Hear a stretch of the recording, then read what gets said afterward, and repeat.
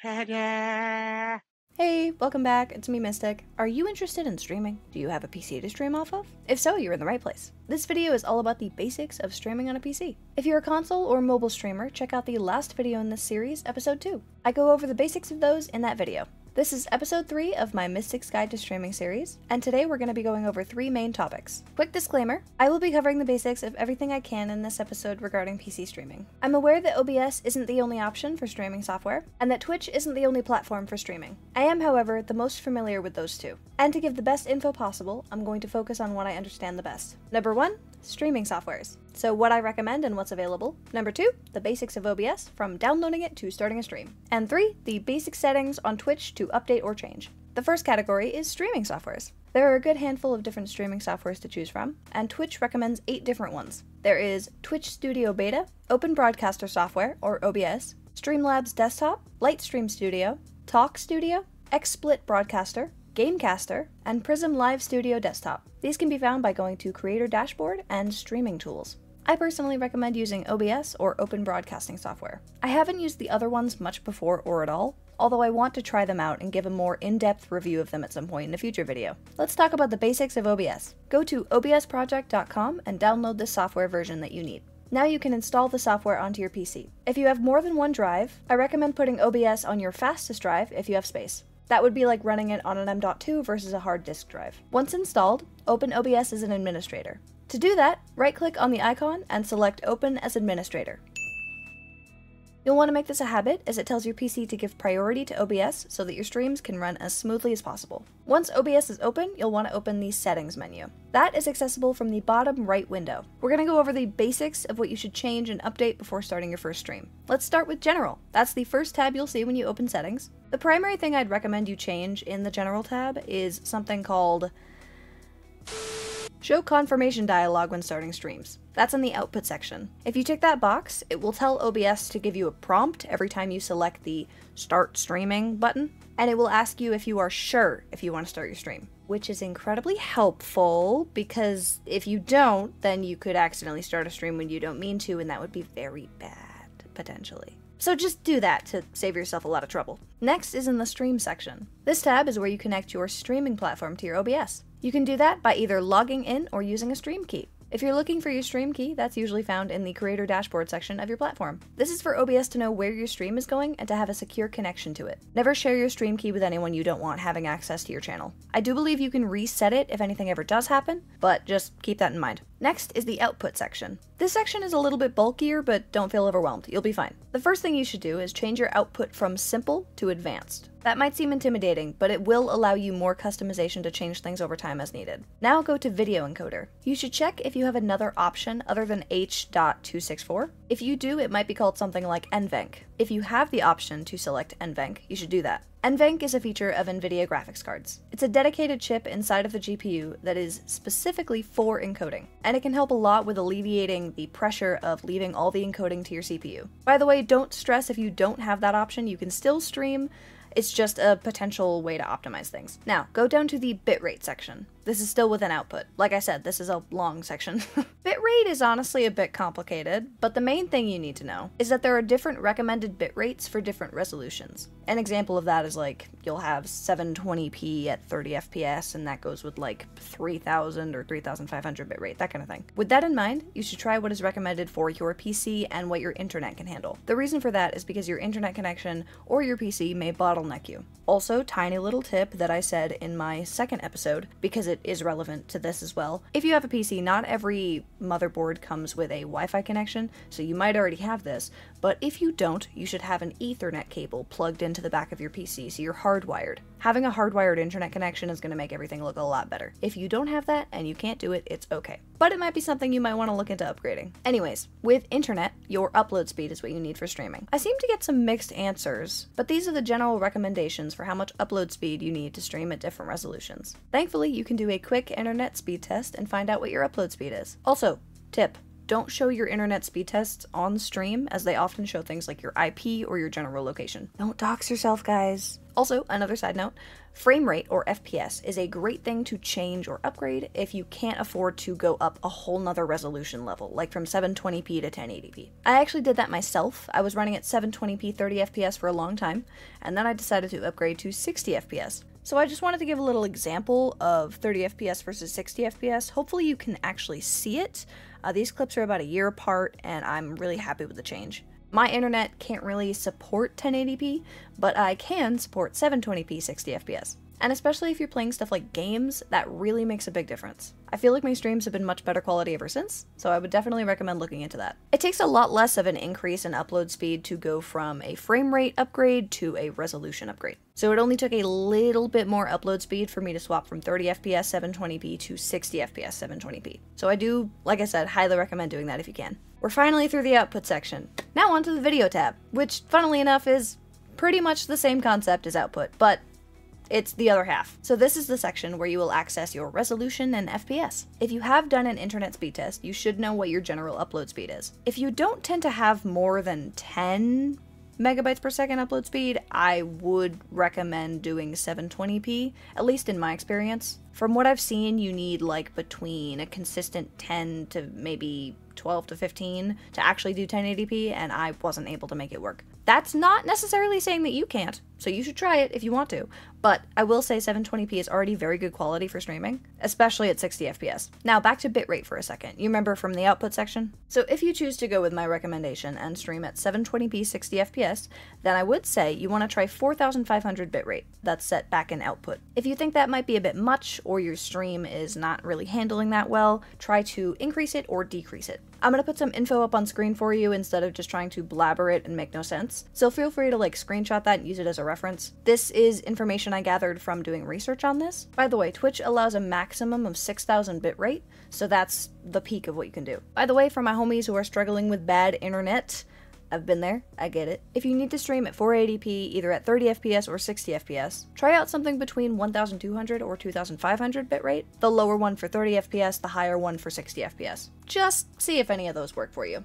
And that wraps up the basics of the settings menu for now. There are more things you can do, like editing and changing stuff, but that's my minimum recommendation. On to basic stream setup. You will need a minimum of 2 things set up in OBS before you go live. Your mic, so people can hear you, and a webcam or a game, depending on what you're doing. And if you're doing both a webcam and a game, then you got 3 things to set up. Take a look at the Scenes and Sources tab. That'll be on the left. Your scene is where you're going to be putting your sources. It's kind of like a basket, and your sources that are in that scene are going to be shown all at once. You'll usually have different scenes for different things, like a gameplay scene or a just chatting scene or a BRB scene. Those are just examples. So let's add your microphone. Press the plus button in your sources tab to add a new source. So for your mic, you're going to want to add an audio input capture source. Then once you've named it, select your mic source. To make your mic sound decent, you'll want to do 2 things. The first thing is check your Windows sound settings. I had a super big struggle with this for a while because I didn't know this menu existed, and there was a period of time where my streams sounded awful.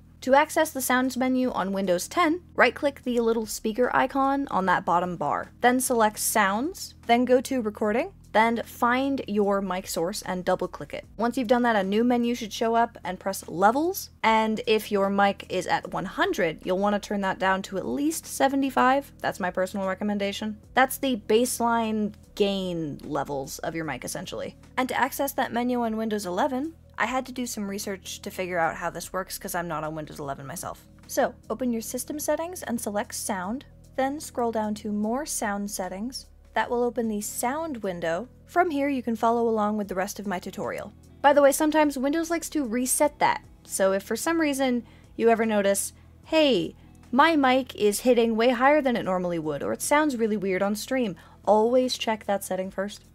It is really tedious sometimes, but it's important, and you can't really make anything sound better if that is still a problem. The second thing you'll want to do to make your mic sound better is add a couple of filters. In a future video, I'm going to go over like more filters and how they work and stuff like that, but for now, baseline, I want you to add a limiter. By the way, to get to the filters menu, you want to select the actual... You want to select the source.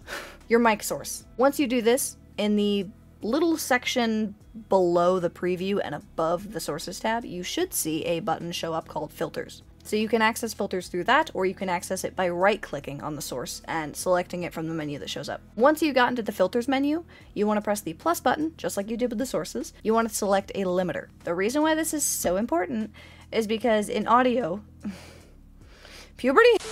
That's because in audio, there is something called peaking that can happen. If that happens to you, you'll see it. It's when your audio level goes all the way to the top of the red section, and that is called peaking. And it sounds horrible, and it usually cuts out your voice, and it just sounds horrendous. So to stop that from being possible for the most part, by putting a limiter on your mic, you can set it to, I would recommend, -5 decibels. That's a good rule of thumb, at least in my experience. That should help you avoid peaking.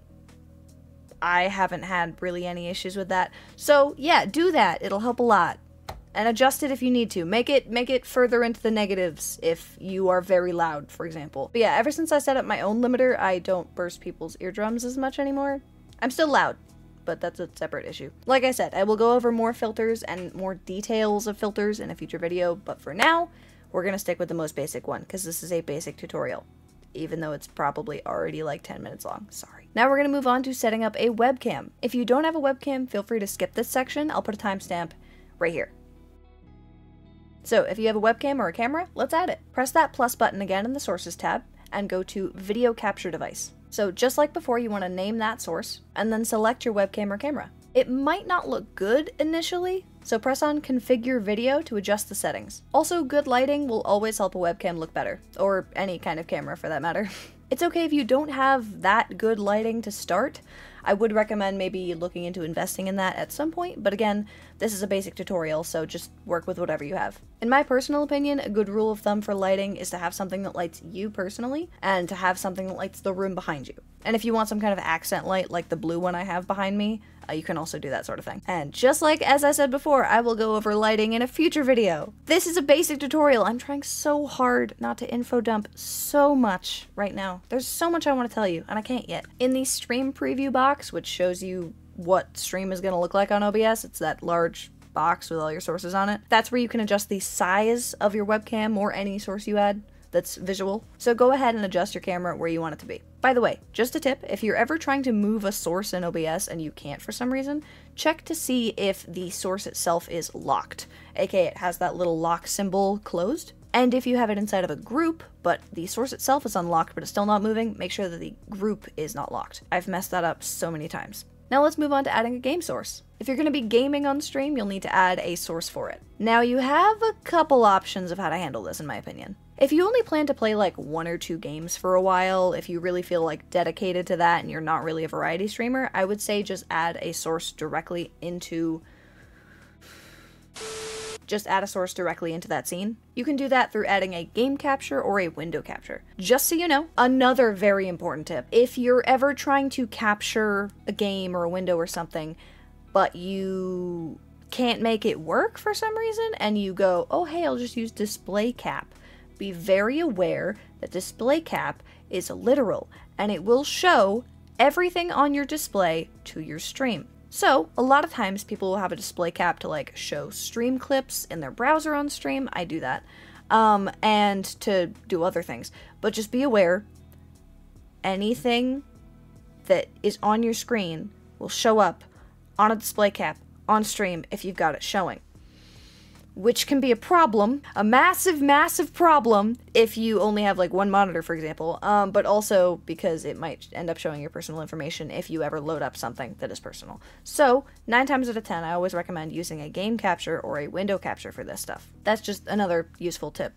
Don't dox yourself, again, please. By the way, when you add a game capture or a window capture, it won't be able to actually recognize it until you've opened the game or window, so if it's not letting you change where the screen is on the stream preview, that's okay. Load up your game, and then you can edit it and adjust it to size. Also, if you're ever trying to adjust something, like a source of any kind, like a webcam or a game, and it's not quite doing what you want it to, and you want to make it smaller, try pressing the Alt key at the same time you're moving it with your mouse, and you can adjust it without, like, shrinking the whole thing. I'm giving you guys so many useful tips. I hope this is helping. I really wish I knew all this stuff when I started streaming.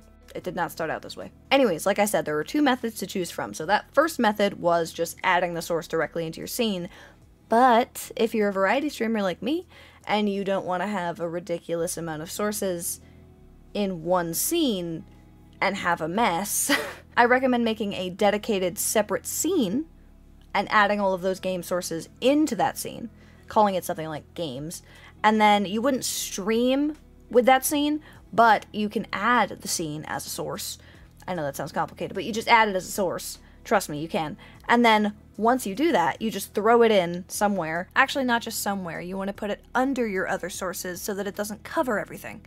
And then every time you load up a new game, you can just make sure that it has its own source in the game's scene. And then you can like adjust it and everything.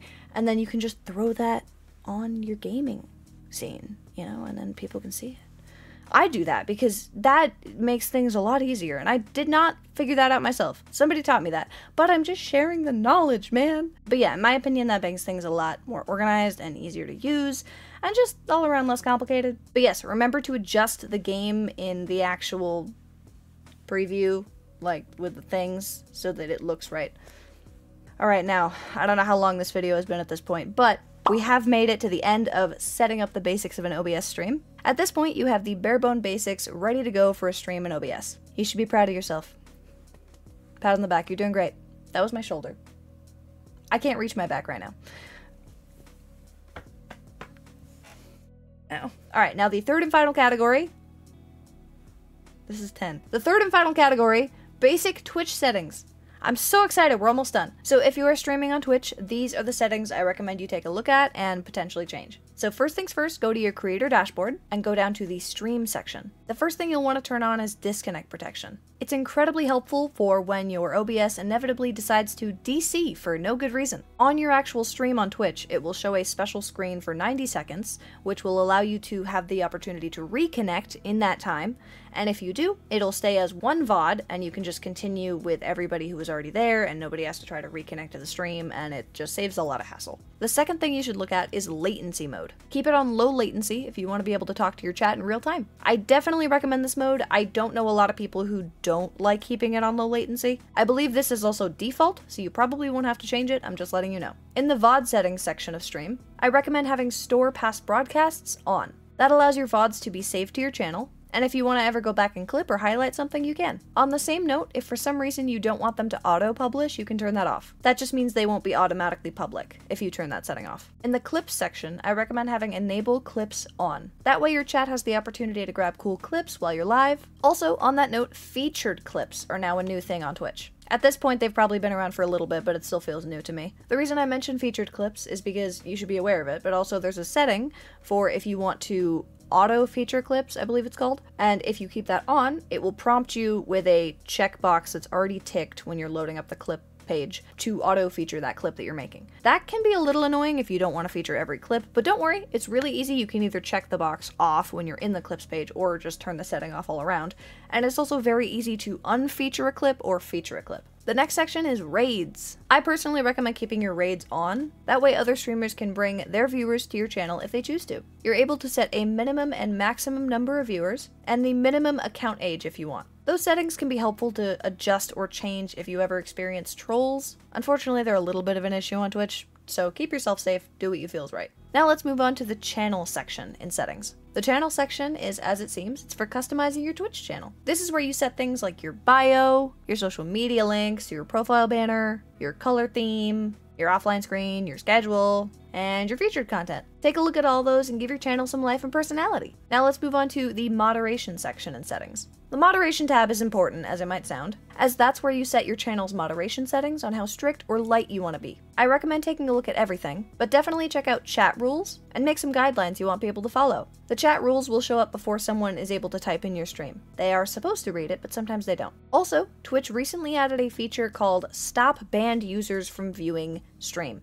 I personally think it's a little absurd that wasn't already a thing, but make sure you tick that box if you don't want banned people to be able to watch your stream. I myself keep 18+ streams, so that's very useful. So that's all the basics for Twitch if you're just starting or coming back after a while. So I think that's everything. I struggled a bit while scripting to find the balance between the bare bone basics and giving you literally all of the knowledge I have in my brain. I will go a lot more into depth on many different topics throughout this series. So if you personally have any requests or ideas that you'd like to see covered in the series, please leave a comment below. Also, if you have any quick questions that you want to leave in the comments below, I may also be able to answer those. Thank you so much for watching the video. I hope it helped you. If it did, please leave a like, comment, and consider subscribing for more content like this. I'll see you in the next video. Bye!